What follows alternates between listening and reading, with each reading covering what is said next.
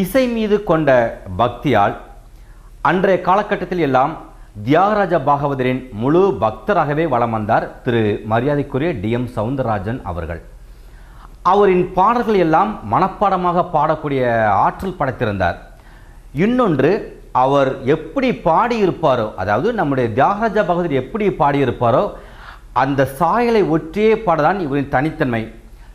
அதனுடைய வெளிப்பாடு தான் பிற்காலத்தில் ஒரு மிகப்பெரிய பாடகராக வலம் வந்தார் என்பது ஒரு உண்மையும் கூட. நடிகர் திலகத்தின் ஒவ்வொரு படங்களிலும் ஒவ்வொரு முகபாவனைகள் இருக்கும். அதே போன்றுதான் நமது பொக்கிசம் டி.எம். சௌந்தரராஜனின் குரல் வளமும். உதாரணமாக பொன்மனச்செம்மல் புரட்சித் தலைவர் எம்.ஜி.ஆர். அவர்களுக்கு இவர் பாடிய ஒவ்வொரு பாடலிலும் ஒரு ஜீவன் இருக்கும். ஜீவன் இருந்த ஒரே காரணத்திற்காக மட்டும்தான் இன்று வரை நாம் பொன்மனச்செம்மலின் பல பாடல்களை கேட்டு வருகிறோம்.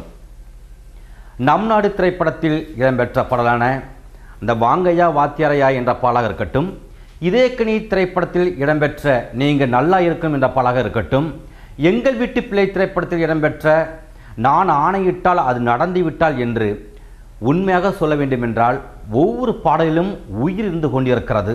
அதுதான் இன்னும் அந்த குரல் வழியாக அந்த பாடலும் வாழ்ந்து கொண்டிருக்கிறது. ஒரு பாடலுக்கு நாம் மீண்டும் சந்திப்போம்.